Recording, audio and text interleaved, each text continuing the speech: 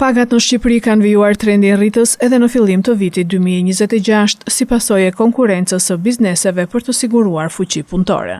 Megjithatë, të dhënat tregojnë se një pjesë e madhe të punësuarve vazhdon të ketë të ardhura modeste.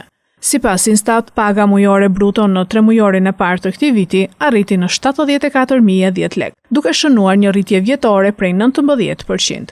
Kjo do të thotë se gjysma e punonjësve në vend paguhen në këtë nivel, ndërsa gjysma tjetër mbi të. Në terma neto, pas zbritjes së sigurimeve dhe tatimeve, rreth 50% të punësuarve marrin më pak se 60.000 lekë në muaj.